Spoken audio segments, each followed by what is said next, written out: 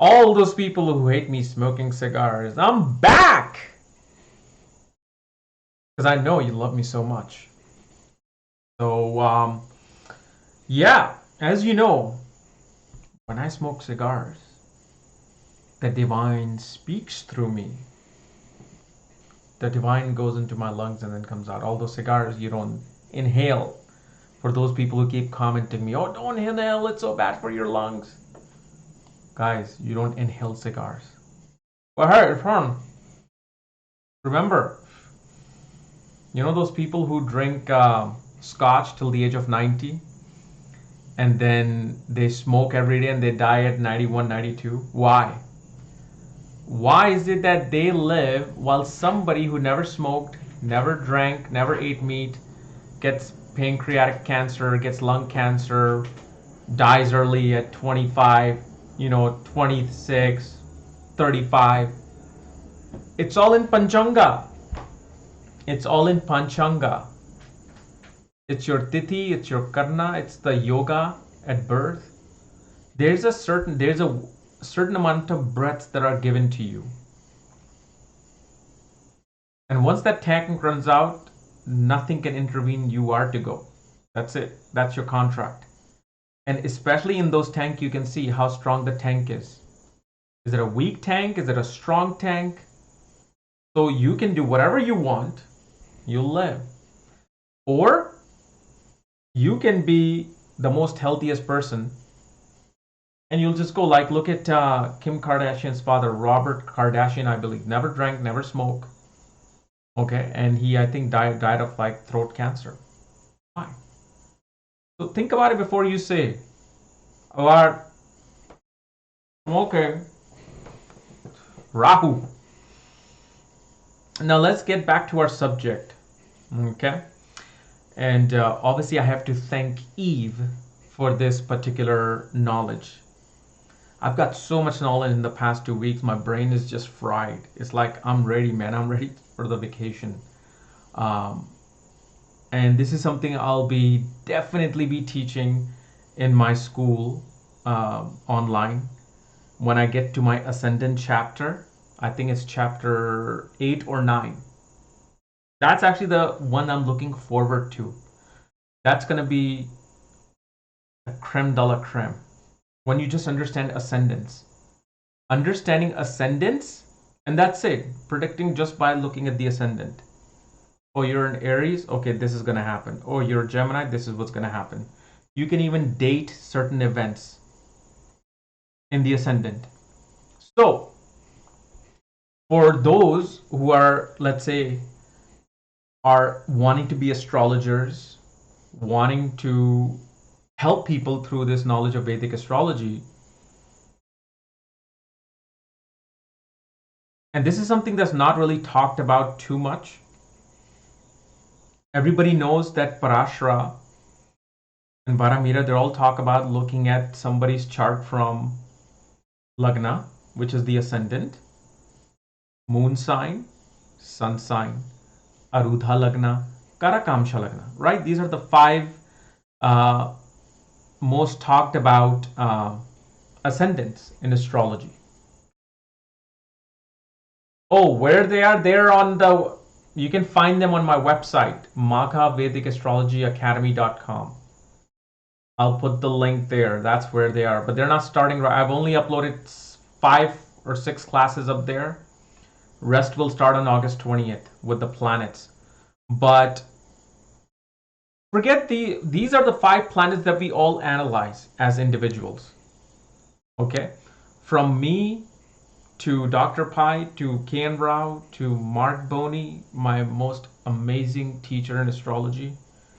We all look at these 5. Okay? But as an astrologer,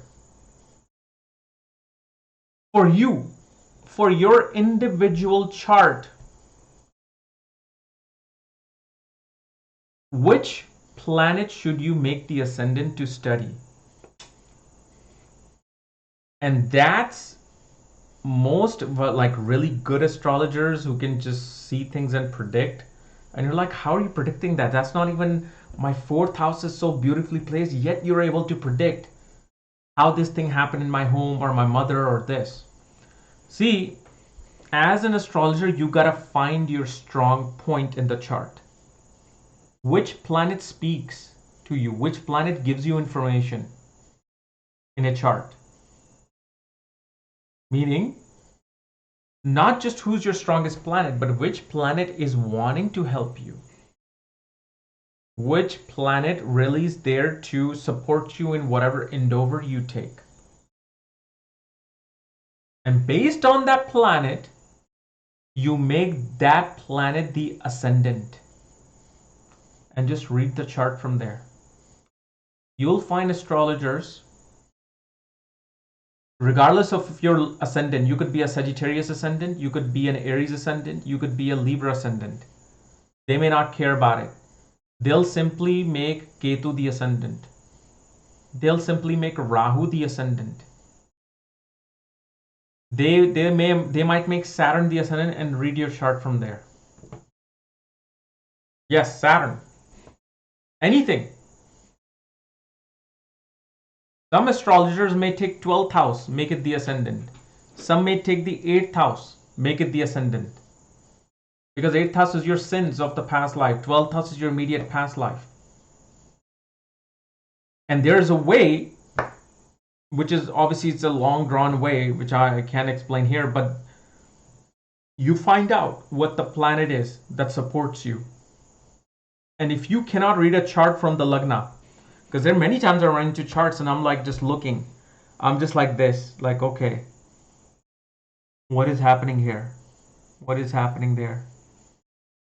And then I'm like looking at Karakamsha, that's not making sense. I'm looking at Arudha, it's not speaking to me. But when I make this one particular planet the ascendant, it's like that.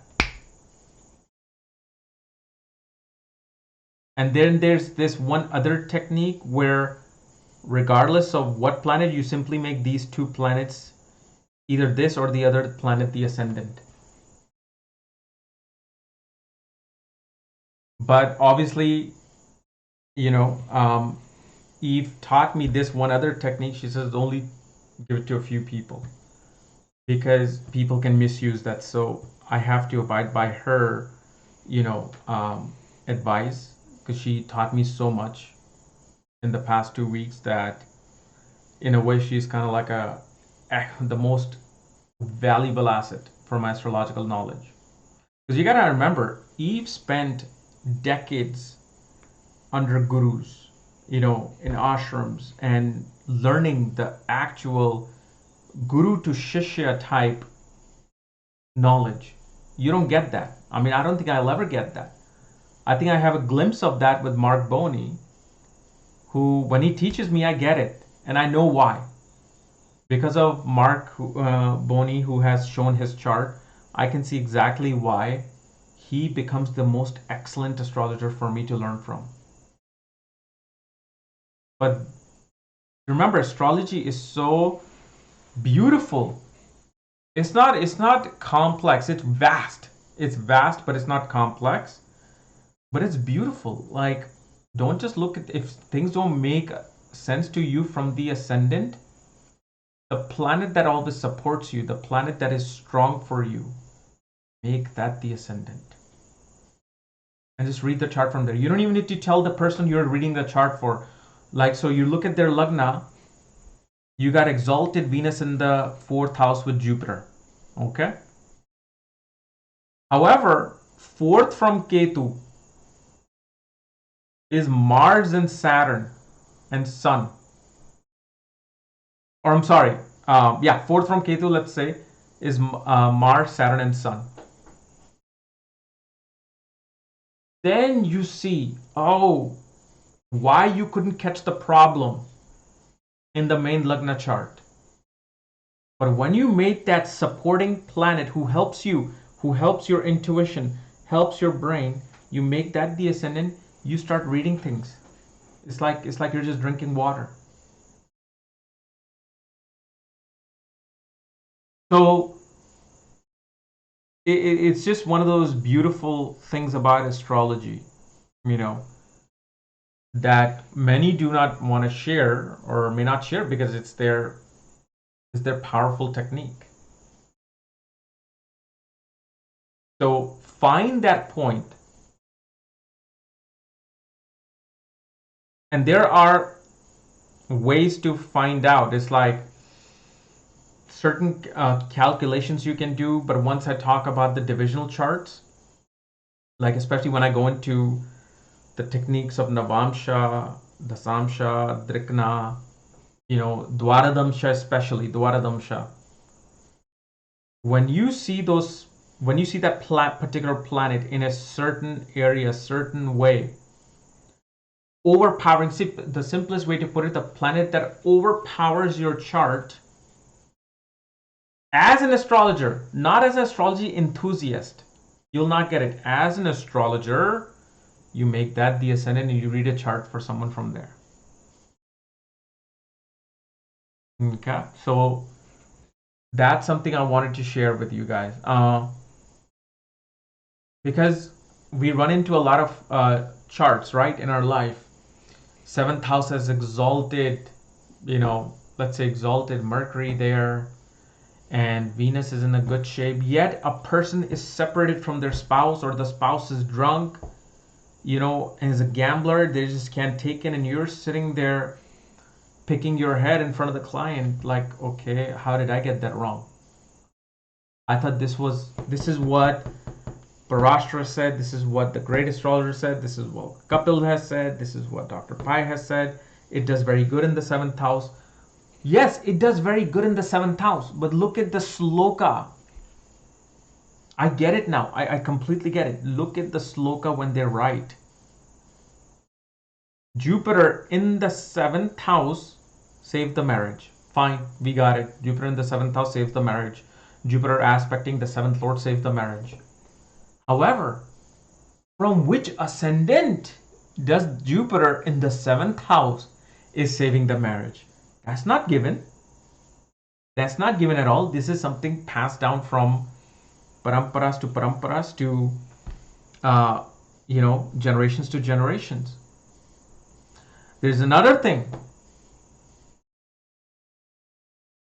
which I can never discuss after I found out, especially for men who, if they knew things about the D30 chart, Trim Samsa chart, which is a chart that not only shows the character of the woman, but her sexual energy. As in, is the woman is easily able to be swayed into a sexual unionship, or is it going to be difficult? It is going to be hard. So if let's say that technique is revealed to people, especially men who may have ill intentions, they date a girl and they see they have that, they'll push themselves upon them. Like, oh yeah, she's vulnerable. She's vulnerable. I can get lucky tonight with this particular person.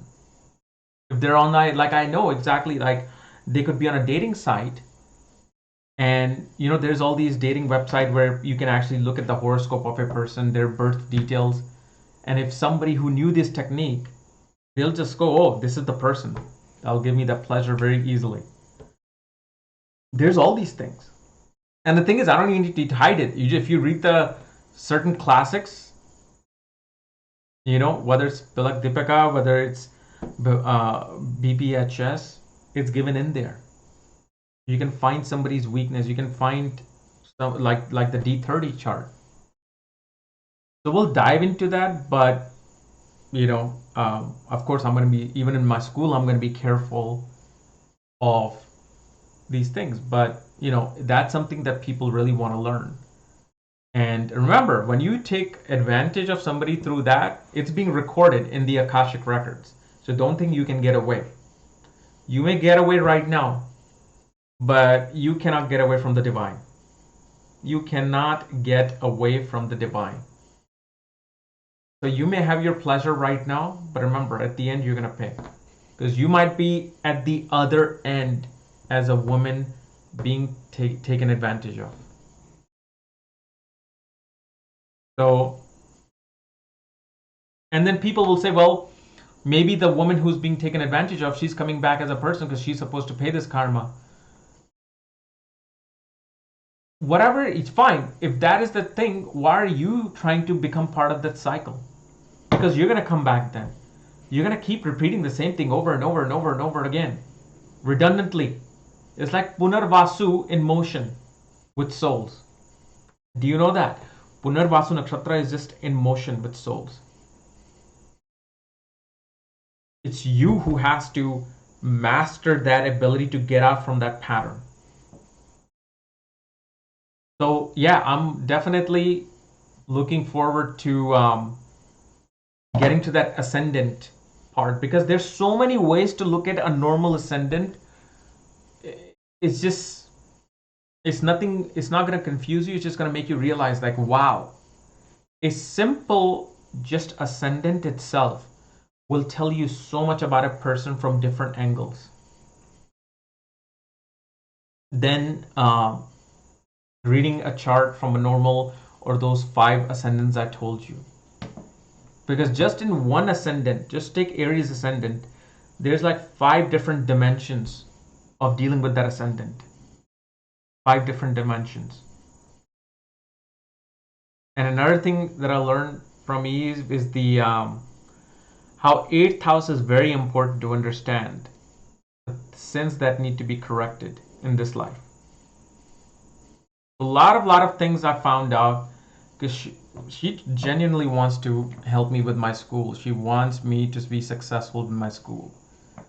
And you know, after whatever we went through in the past week and a half, me and the Pi team, it's just I'm just blessed to be doing astrology. Let's just say that.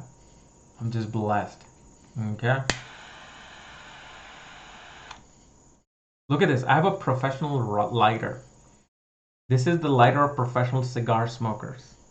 These cigarette smokers don't have this. This is the actual lighter for cigar smokers. People who know how to appease the ether. There's a secret in there. I'm appeasing ether. Man, there's so much information just talking about just water signs. Oh man, amazing. So yeah, I'm just ecstatic about this. Has anybody else dealt with any of this?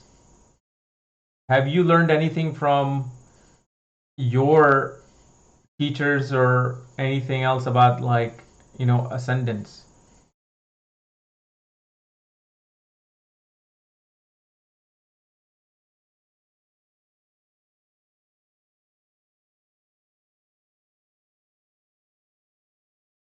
That's true.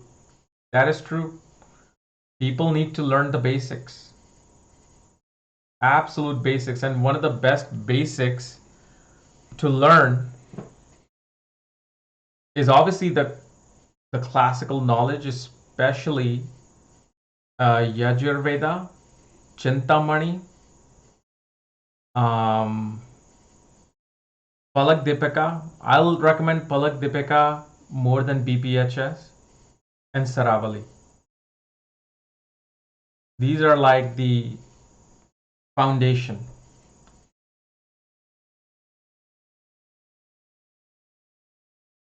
Give some information of Ashtamansha. The Ashtamansha is a position of a planet in the birth chart where the planet lands in the 8th sign from itself in the Navamsha. So for example, let's say you've got Moon in the sign of Taurus. Okay, and Moon is in Sagittarius in Navamsha. Is Ashtamansha. What does that mean? It shows that you're going to go through a major transformation in your life where you're going to go from material mind to a philosophical mind. You're going to be in wanting to be close to near and dear family, friends, to only being with a guru. So Ashtamansha, don't think it's like a bad position. Oh, I've got Ashtamansha this or Ashtamansha that. It simply shows what are you going to transform into.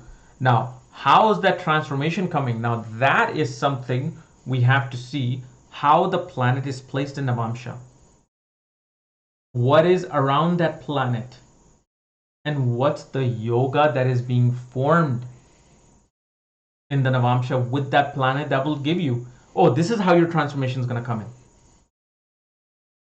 You're going to get married. You're going to fight with your in-laws. And through that, you're going to become this person. And you're going to want guru after this.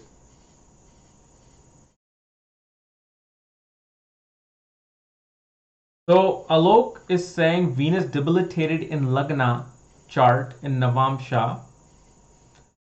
It's in Taurus sign. Oh, in Navamsha it's in Taurus sign. So let me tell you again, let me clear the air with Venus in debilitated sign of Virgo. First of all, let me just tell you this, especially when men who are getting like marriage consultation from me saying my Venus is debilitated, am I going to have an ugly spouse? Oh my God, you couldn't be further from the truth. Venus in Virgo, okay, especially in certain places, I'm not even going to name that, especially in certain places, can give you the most stunning wife. Like the wife who walks in, just lights up the room, and every single man is looking at her. Like with your debilitated Venus, you can marry like a beauty queen like person, and when they walk in, everybody just wants to be with them. And the most committed Venus is not Venus in Pisces, it's Venus in Virgo. When it comes to earthly relationships,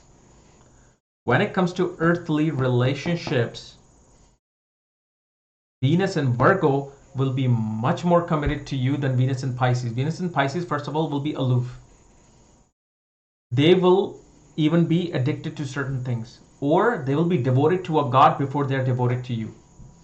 And Venus in Pisces is so picky.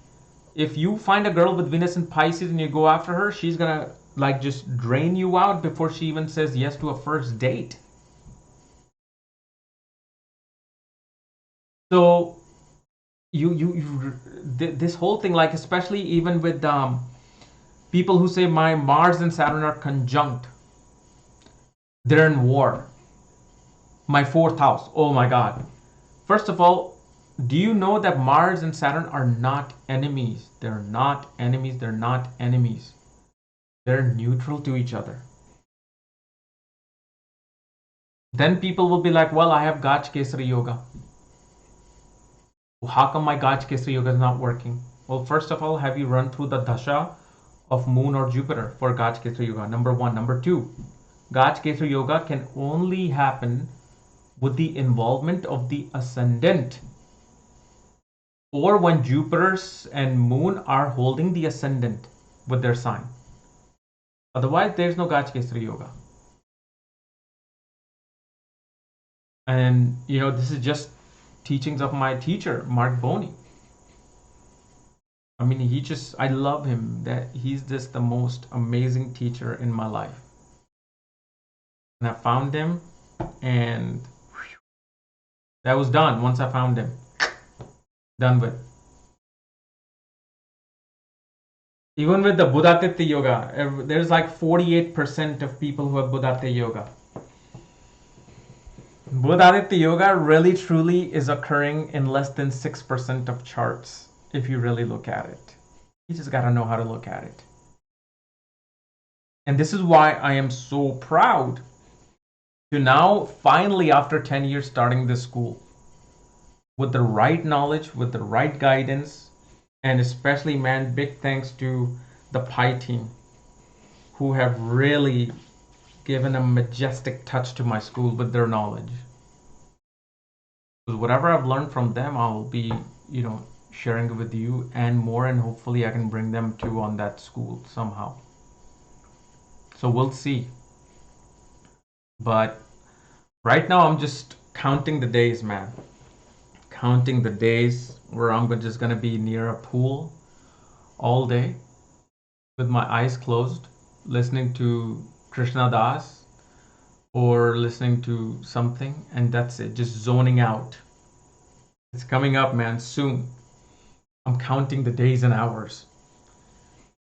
But obviously, and also the people who are in India, I think you guys are not able to enroll in the school because of your bank issue. I'm talking to my bank to see, because PayPal, I guess they have this weird thing about foreign customers and all that, so I'll try to get that thing resolved. I missed a call from the bank today who was calling me about that issue.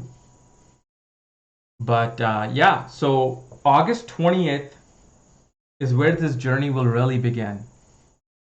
And the thing is, it's just when it comes to teaching, let me just tell you, I'm not even joking. It's just that I have a gift.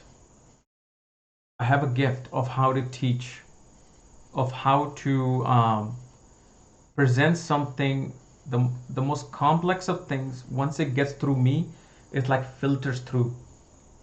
You know how I don't know if you guys have any cats. You know how when you scoop a cat litter, all the shit is on the top and the litter comes out at the bottom so you can clean the cat litter. I think I'm just a cat litter scooper.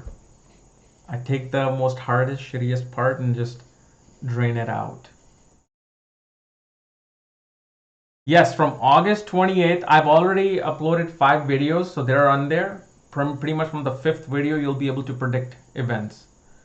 But from August 20th, I'm gonna upload the main courses. I'm even like downloading some graphics and videos for those future main lessons. So when I teach, it's just gonna be like, bam, just like that. Just like that.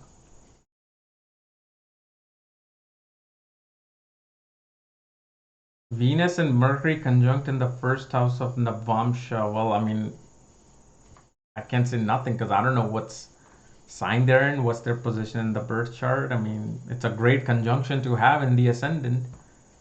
You know, Venus could be becoming Lagnamasya there. But again, it just depends on, there's so many factors.